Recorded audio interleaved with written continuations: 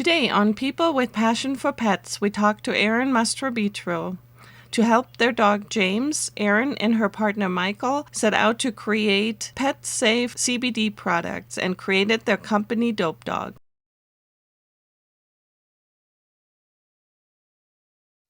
Well, hi, Erin. Welcome to the show. Hello. Hi, guys. Thanks for having me. I'm so excited to be here. Well, we're very excited to have you. Erin, you and your partner created Dope.dog, which is a CBD product for pets. And I was telling you earlier when I came across your website and when I came across your product, I really felt that you were perfect for our show because you created your product out of the love for your dogs. Will you tell us a little bit about that? Absolutely. So as our, being pet parents, we kind of had the experience of looking for an alternative for our boy James. So he's now 11, but at the time he was in his younger years and he had surgery on his ACLs, his back knees basically. And he had double surgery. And upon recovery, the vet prescribed him some anti-inflammatory medicines, which were helping, but long-term, not a good move. He would have had to have his liver checked, and it just didn't seem like a sustainable long-term solution for him because he was still young at the time. So we started treating him. Michael, my fiance, actually, in 2 months we're getting married, but at the time we were just dating, and so we were experimenting ourselves with CBD and found a lot of benefits in non-psychoactive cannabis. So we were using it for ourselves, and we ended up trying it on James and helping him recover from surgery with that. And luckily we were actually able to wean him off those meds slowly, and he's fine now. He's 11 years old and he can keep up with our other dogs. So we were really impressed with the way that CBD helped him, and we could give it to him every day and feel, good about it. We knew he wasn't going to be damaging his liver. There's little to no side effects with it. So we were impressed. But at the time, this was like back in 2016, 17, there wasn't as many dog products out there specifically designed for dogs with CBD. We were honestly giving him our own. So that's basically how the Calming Crunchy was born, which was our first product. So we made this treat for our dog James, who's very picky. So we had to make sure not only did it work and was like, well tested, lab tested CBD, but the treat itself had to be good. And so we kind of we didn't really we never thought we'd go into pet entrepreneurship together, let alone like with your significant other. And we just made the treat and went out to the community and kind of got feedback from local pet stores. And we're based in Los Angeles, so we do a lot of work with rescues and pet stores here. And the response was overwhelming. We realized there's a lot of dogs out there struggling from not only like post-surgery recovery, but also anxiety is a huge one. So we have our second dog who is using CBD for other reasons. And it needed to come out to the pet parents and be like a easy form of CBD that we can trust and use long-term. So that's how Dope.dog was born. That was back in 2017. And we've had so much fun meeting so many cool people and helping a lot of dogs along the way. That is really awesome. And yeah, we've learned a lot about CBD in the past because kind of like you, we had an elderly dog or a dog that we didn't want to have on regular medication because it had really bad effects on him. And so quite noticeable bad effects. Yeah. So where you really realize, that's not even a dog anymore. He's has no joy in life because he's on these medications. So, we use your product. Oh, look at you got got your crunchies over there. Good. Yeah. So our dogs definitely love them. But awesome. So, one of the things I guess that we noticed too is that, there's a difference between CBD that it might be made for humans because it doesn't taste that great. It might have some sweetness in it, which may not be good for your dog, right? And so your product is specifically for pets. Yeah. So we found out, with James being picky, actually, I mean, he's not even that picky, but if we put some of the human CBDs that we would put on, if they have any trace of THC, not only do you want to avoid that, because dogs can't tell you if they're feeling weird up in, in their minds, but the smell and that funky, like, skunk weed smell, like they're onto you with that. So we like they know when you're trying to give them something, even if they, it's going to make them feel better. They're like, nuh-uh, mom. So the isolate that we use is odorless and tasteless. So the dogs are going to just enjoy their biscuit, which is limited ingredient, really delicious stuff. And they're not going to get that whiff of cannabis. But they're just getting the active CBD, which is what we want, because that's what's going to reduce inflammation, relax, help with the anxiety. So that's kind of the formula. We actually had our same formula since the very beginning. So we're sticking with what works. That's good. And you were talking about the smell of your dogs. It's so funny. We have a mini Aussie that wifey will put green beans in there, and he'll eat the food and spit the green beans back out.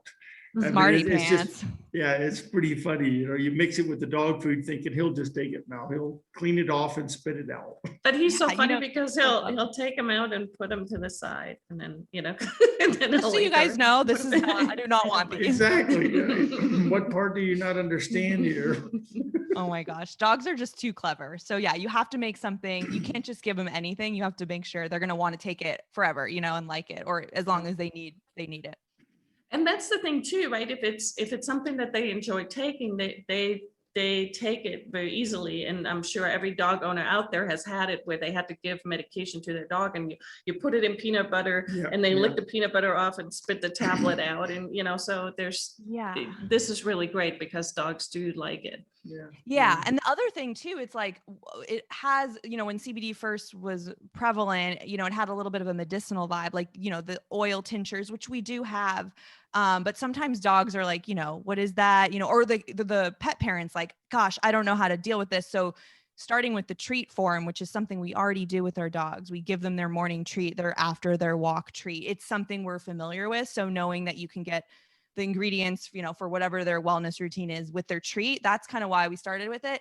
And then we've since expanded the line to just like, help with all the different things that we've been hearing our customers needing it for. Like some dogs do need a higher dose. It helps a lot with epilepsy, which is, I've heard so many amazing stories. Like I get customers calling me like, this changed my dog's life, blah, blah. So there's a lot of exciting research around CBD specifically for epilepsy, but in those cases, you're going to want to up the dose. And that's when those oils come in really handy. So we have like our unflavored oil, like salmon, stuff like that. So you can get it, depending on your dog, you can get it right in their mouth, or you kind of hide it in something.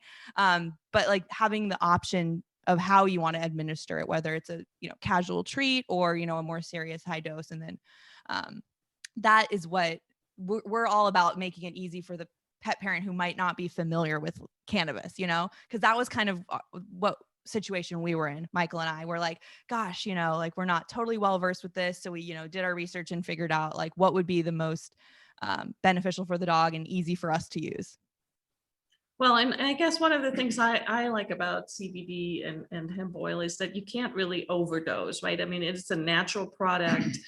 Certainly you want to find the right dosage for your dog, but it's not like something else where you could have some real adverse effects. This really has no known negative side effects. Is that correct? No. I mean, maybe they'd be a little sleepy, but yeah, you can give it in very high doses. And actually the few studies that they've done specifically on dogs, the dosing there is very high. So, cause they really want to see, like, they really want to mark down, okay, yes, this actually did reduce the arthritis in these dogs. And it's a very high dose. So when I talk to customers about that, our biggest question is often like, how much do I give my dog? And it always comes, obviously every dog is different, but it will come down to the weight of the dog. And I always say, start on the low end, because if you can, give them less and it will last longer and it works, great. But then a lot of dogs need a little bit more, and you don't need to be afraid of, upping the dose and kind of figuring out what works. But yeah, it's just like humans. Like Michael can take a tiny bit of CBD and he's like, oh my gosh, I feel so relaxed. I'm so tired. And I'm like, I don't feel anything. I need to maybe have a little bit something else in there too. So everyone's unique and you got to figure out what works. And it is good because as far as treats, you were talking about the treats, it's actually a better thing now, because a lot of the dog treats in the olden days, the dog treats weren't good for the dog. They Oh, gosh, tasted yeah. good. Yeah. And so when people wanted to train their dog with the treats, it wasn't actually good for them, but it was like for humans, it's full of sugar or whatever, and now you can actually use healthy treats for training and not have to worry about, am I hurting my dog? Yeah, I think that, yeah, the pet industry has evolved so much and now it's Mhm. just like the standard. Like, I mean, you can't be putting those crappy fillers in. Like no pet parent, I mean, most pet Yeah. parents now are really savvy Yeah, and yeah. and so you can't really, you can't give the dogs crap. You can't make, it's just not gonna, it's not a good long-term option. So we're lucky now the dogs are so spoiled. They all get like the best stuff. Like our treats are human grade. Like I've eaten them, the peanut butter ones. So they're, Right. they're top notch. And that's like all, because when your dogs are your children, we're at that age where right now we don't have children. So you're giving them the very best. And Exactly. And they're lucky. it is a good feeling when, I know when wifey feeds the dogs, she'll put the kibbles in the thing and then they'll look at the kibbles and then look at her like, excuse me, you're missing a part, Yeah. So she'll have to put a couple of little on top of it and then they'll Special eat all the things. food. Yeah. And it's so cute though when they look at it and then they go, there's a little more, you're holding out on me. Yeah. It's very cute. Yeah. And it's good for the dog. So it's very cute. It's a good feeling. Like you said, Yeah. take care of the kids. Yeah. And I think the dogs are going to live a lot longer because of, we're setting them up for success at a young age. And there's a lot of, long-term natural options for when they are aging. So I think we can expect to keep them around for longer, which is great. And there's two good things with that too, is you can start it as you obviously know, as you start the supplements, the healthy supplements while they're healthy and not wait until you notice something wrong and then try to fix that problem. So it's sometimes it's a leap of faith for parents to do that, to go, okay, I don't know if I'm wasting my money, but you can think of it two ways. Keep your dog healthy and don't have a problem, or give your dog a treat. And I would give my dog a treat anyway. So give them something that they enjoyed that would help them. Because sometimes people will wait till they notice something wrong and then start pulling out Band-Aids and how can I fix it? And it's tougher on the dog if you wait until you notice something than to just take care of it now. Absolutely. I mean, similar to human health, like trying to be proactive now. So you're not like going, we're trying to reverse damage that you've done. So that makes total sense. Yeah. Mm-hmm. Well, great. So I want to talk a little bit about your fur babies. So one of the things I loved is I was looking at your website, and the dogs are actually the chief treat officer and the chief marketing executive. Yeah, so that is right. That is right. And our marketing our marketing agent Zoe, she's on the couch behind me. Keeping an eye on you. Say hi because she probably won't be in the film, but oh, look at it, so cute. Oh, look at the face. Hi, Zoe. That's cute. That's funny. Okay. Oh, look at her. That face is cute. Yeah, she's always keeping an eye on me. And then James was who I was speaking about earlier, our chief treat officer, because he had to taste test everything, and he was who we designed Dope Dog for. James is now 11. Michael got James actually off of Craigslist. He rescued him online, which is really unique. We do a lot of work with rescues, but finding a dog available on Craigslist I thought was interesting, but I'm glad he saved him and got him. So he had James before we met. And then Zoe, we actually adopted from a local rescue here in Los Angeles called Wags and Walks. And they were our impact partner in 2019. So every year we choose a partner to donate 1% of all sales to, and kind of do ongoing events to make more of an impact with one rescue for the whole year. And so we love them. We did a lot of events, and we got Zoe from Wags and Walks, and she's an alumni now of them. And her sister actually lives here in LA too, and they have play dates. So that's been amazing to have like the whole community there where we got her. And yes, they do get along, but at first Zoe was kind of like she still is mischievous, but we like to say she keeps James young because he's kind of grumpy old guy now. I mean, he's got his mobility back a little bit, but he's still like, a little grumpy. And Zoe's just like always wanting to play with him, running around. I mean, yeah. So yeah, she's a little sassy girl, and we love them so much. And they eat a lot of Dope Dog. They're definitely our mascots, and we wouldn't have it any other way. That's awesome. That's cool. So do you get out and about with them? What are some of your favorite things to do with your dogs? Yeah, I mean, we're kind of big walkers. Like every lunch break, we do a lot of walks in the neighborhood. We actually live behind the LA River, and there's a bike path there, so we'll do longer walks along the river. They're not too keen on water. There's not much water in the LA River anyway, but they like to, go on long walks with us. And then Zoe has some play dates. So a lot of my friends that have dogs will do like different play dates at people's houses to kind of socialize her and stuff. But and hikes, yeah. They get really lazy. They're both pit bulls. I don't know if I mentioned that, but after a mile walk, they're kind of like panting and they need like a little breather. So I wouldn't say they're the most agile, adventurous dogs. So they're really good at cuddling, to be honest. Like Zoe sleeps with us and she's the ultimate cuddler. So if anyone out there has a pit bull, this. They're just so amazing at that. So that's her forte. Unfortunately, they weigh a little bit more than a lap dog, but they don't care, do they? No. So yeah, James is 80 pounds. Thinks he's a lap dog, such a licker. And then Zoe, we thought she'd be 70, 80, but she's 45 pounds. She kind of is that smaller, stocky pit bull. Yeah. So she's actually, I can still just barely carry her, and she does fit in the lap a little bit better than James, but yeah. It is kind of funny how they make a lap out of a non-lap. So if you sit down and cross your legs, it really doesn't matter. They're still in your lap, and they just like, okay, make some lap here for me. Yeah, they just want to be touching you. It's so sweet. Yeah, that's so cool. And you guys have an Aussie and any other ones, or just the Aussie right now? And a Jack Russell. We've got a mini Aussie and a Jack Russell. Cool. Yeah, Heidi, she is our little adventure dog. Yeah. Well, they both are, but Heidi is definitely the little sassy one. She's 11. She's also 11 years old, but she doesn't show it. She doesn't show it one bit. I mean, she still acts like she was when she was a puppy. And she gets the benefit of, she's our research dog too, because when we find people and we get products, your dogs try that. So they expect a little treat of something somewhere all the time. So they're lucky taste testers. They are, yeah. It's very cute. But yeah, little Heidi is she's my little girl. She's pretty cute. But she is a total Jack Russell, where you got to keep an eye on her all the time. Don't go over that hole, They're almost like too smart because I had a Jack Russell growing up, and he would be like a runner. Like he'd always go try to find something in the yard or try to get out. So yeah. And we've had to since day one. Matter of fact, wifey taught me quite well with my Jack, because most of the dogs are not cruisers.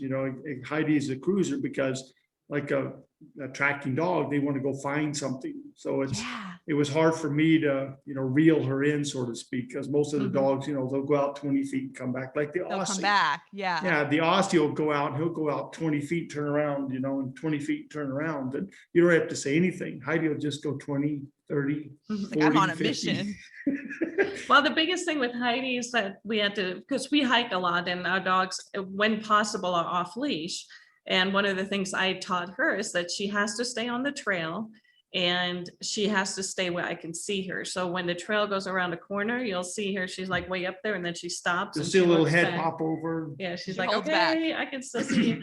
But the one thing that we had to avoid with her is you can't let her go off trail, because then she'll see a rabbit or a skunk, and then she's gone. She's after it. So, yeah.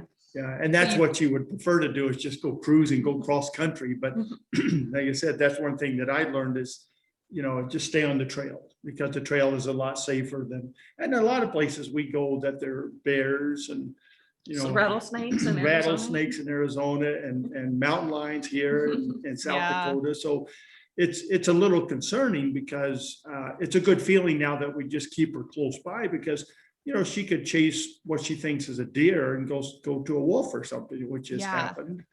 So we totally understand where you're coming from. You got to keep safety them first. Safe. It's our job to keep them safe. It's not theirs, it's ours. Yeah. Training comes in. Yeah. Training's a big thing. And it sounds like you've got her doing really well, staying on the path. I don't know if I can say the same for Zoe. She's still learning. Well, you probably don't have a whole lot of, maybe, I don't know, bears and mountain lions. Well, they do though in California. You got quite a bit of wildlife, right? There was one coyote incident, I'll say. We saw it was in the early morning and she went after it, but I got her. But yeah, not as much. Like we've got, a little bit here and there coyotes, but we're not in the total wilderness. So, Well, Yeah. and your dogs are a good size too. When we had Jaeger, he was, 95 pounds. I never worried about him, Exactly. but right. Heidi's 10 pounds, and it's like, oh gosh, she gets close Yeah. to something, I'll just pick her up and carry her Yeah, off. exactly. Well, I did want to talk about one more thing that I noticed, which I had never heard before. You actually also use your CBD in a dog shampoo, which that's really exciting. Yes, I forgot to mention that. We've got the treat line, the oil line, and then the shampoo kind of came about because a lot of even before we got Zoe, a lot of customers they had itchy skin, whether it was from allergies or environmental. It's always hard to pin down, but the ultimate issue was itchiness and inflammation. And so CBD can work topically as well to help kind of bring down that inflammation, which is oftentimes the cause of or the just kind of the repercussions of having allergies. So yeah, we developed a really lovely shampoo with CBD called Soothing Suds. So it's a yummy lavender oatmeal and it smells delicious. And then the added CBD just helps even more so with the calming. So just lathering it up with, it's just like a special spa bath if you want to treat your dog at home. And we have a lot of grooming shops that love it, and they kind of they add it to their grooming package, and it's really lovely. It doesn't calm them down in their in their mind, but it helps topically. So it's a nice double thing. So you want to continue use the treats, but then the shampoo is more of a topical specific. Yeah, so we got a little something for everyone. If you're curious or you haven't tried CBD, we wanted to make it very approachable, easy, fun, and just stuff you would already do with your dog. You give your dog a bath, so why not add a little something extra? Absolutely. So where can our audience, where can they find your products? Yeah, so dope.dog's our website. You can find us there and learn more about us. We're also on Instagram at dope.dog-treats. And, if you reach out to us on DM or on the website, it's Michael and I. We're here. We've got a really small team, and we'd love to talk to you and answer any questions you have about your dog or CBD or anything. So yeah, dope.dog. And we actually made a special promo code for the listeners here. MCS.dog will get you 20% off on any CBD products at Dope Dog. So I want everyone to have the opportunity to try it. And don't hesitate to reach out to myself or Michael. And then we're about to launch a Dope Dog podcast, which is going to be, powered by Dope Dog, but it's just going to be bite-sized dog news. So every kind of like yours, I like these short and sweet nuggets. So it's just going to be 15 minutes of your weekly dog news, because we felt like that was missing in the podcast world. There's a lot of interview style. So we're going to try something new with that. But yeah, that's, and then we always crop them up and put them on YouTube, similar to what you guys have been doing. And everyone's so sweet in the pet industry, and we're kind of pet and cannabis, and everyone's so nice in the cannabis industry, but we align more with the dog industry because that's kind of just more our interest. But yeah, I loved how your website is kind of a resource for all things. You've got the training on there and everything. And I mean, that's what it's really all about, because everyone's just trying to be the best pet parent that they can be. So that's really awesome. Thank you, Erin. Nice. Yeah. And of course, we'll share the links to your website and social media in the description below the video as well. Perfect. Thank you, guys. Thank you for watching today. I hope you enjoyed the information. And until next time, keep your paws on the road.